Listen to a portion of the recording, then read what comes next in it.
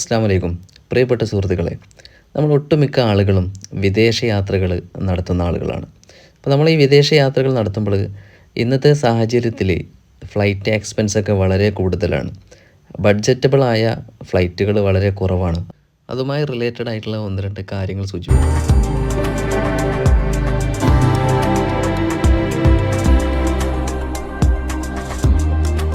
यदि आपातकालीन स्थिति में विमान को पानी पर उतरना पड़े तो इस लाइफ जैकेट को इस तरह से पहने और पट्टी को कमर पर कसकर बांध लें। जैकेट खुलाने के लिए जैकेट के सामने लाल टॉगल को मजबूती से खींचें। बच्चों के लिए केवल एक टॉगल खींचें। कृपया ध्यान दें, यदि आप मुख्य निकास द्वार से बाहर निकल रहे हैं, लाइफ जैकेट को विमान से निकलने के ठीक पहले खुलाएं। यदि आप ओवरविंग एग्जिट के माध्यम से निकलते हैं तो हवाई जहाज से बाहर निकलने के बाद लाइफ जैकेट को फुलाएं।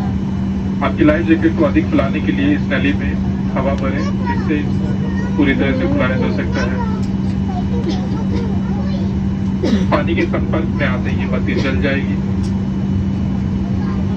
कैबिन क्रू की अनुमति के बिना लाइफ जैकेट से छेड़छाड़ करना या इसे साथ ले जाना और इस विमान से हटाना सख्त मना है। धन्यवाद।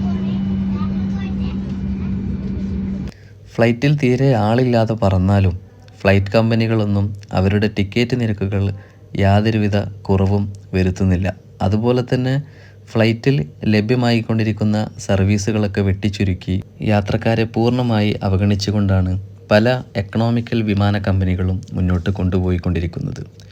ഇതുകൊണ്ട് തന്നെ 3-3.5 മണിക്കൂർ 4 മണിക്കൂറൊക്കെ യാത്ര ചെയ്യുന്ന യാത്രക്കാർക്ക് വളരെയധികം പ്രയാസങ്ങളാണ് അനുഭവിച്ചു കൊണ്ടിരിക്കുന്നത്. അതുപോലെ തന്നെ ഫാമിലി ഒരുമിച്ച് കൊണ്ട് യാത്ര ചെയ്യുന്ന ആളുകൾക്കും ഇത് വല്ലാതെ പ്രയാസം അനുഭവിക്കുന്നുണ്ട്.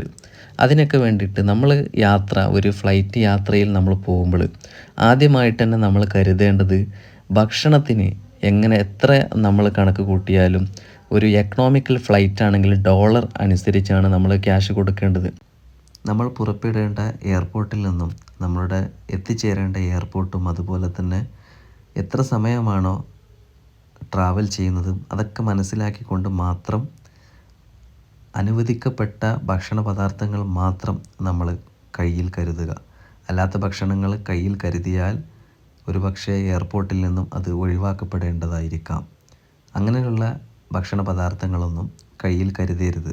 കാരണം ചില ഭക്ഷണ പദാർത്ഥങ്ങൾ ഫ്ലൈറ്റിൽ അനുവദിക്കപ്പെടാത്തതാണ്.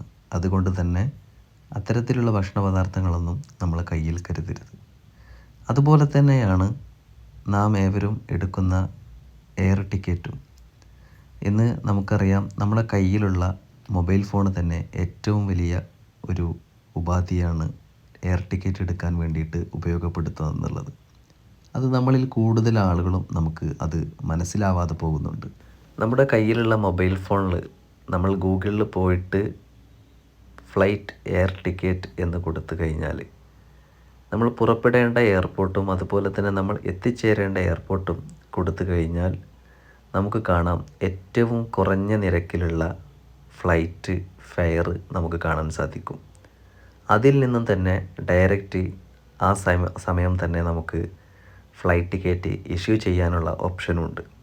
ഇത് നമ്മൾ കൂടുതൽ ആളുകളും ഉപയോഗപ്പെടുത്തുന്നില്ല എന്നതാണ്. ഇത് നമ്മൾ ഉപയോഗപ്പെടുത്തുകയാണെങ്കിൽ നമുക്ക് ഭീമമായ ഒരു സംഖ്യ നമുക്ക് സേവ് ചെയ്യാൻ സാധിക്കും. അതുകൊണ്ട് തന്നെ നമ്മുടെ കയ്യിലുള്ള മൊബൈൽ ഫോണിന് നമ്മൾ എയർ ടിക്കറ്റ് എടുക്കാൻ വേണ്ടിയിട്ട് കൂടുതലായും നമ്മൾ ഉപയോഗപ്പെടുത്തുക. വിമാനയാത്രയിൽ ടിക്കറ്റ് എടുക്കുമ്പോൾ ശ്രദ്ധിക്കാതെ പോകുന്ന മറ്റൊരു കാര്യമാണ് ബഗേജ് ഇൻഷുറൻസ്. നമ്മുടെ കയ്യിലുള്ള നമ്മളെ വിലപിടിപ്പുള്ള പല വസ്തുക്കളും ഒരു പക്ഷേ നമ്മളുടെ വിമാനയാത്ര കഴിഞ്ഞ് നമ്മൾ ബഗേജുകളൊക്കെ കളക്ട് ചെയ്യുന്ന സമയത്ത് ഒരു പക്ഷേ നഷ്ടപ്പെട്ടിട്ടുണ്ടാവും, ഒരു പക്ഷേ കേടുപാടുകൾ സംഭവിച്ചിട്ടുണ്ടാവും.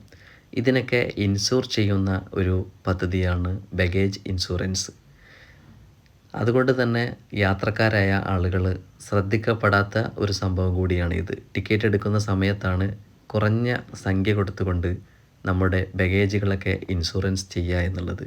ഒരു യാത്രികൻ്റെ ചെറിയ ഒരു വിവരണം മാത്രമാണ് നമ്മളിവിടെ നൽകിയിട്ടുള്ളത്, പൂർണ്ണമല്ല എന്നറിയാം.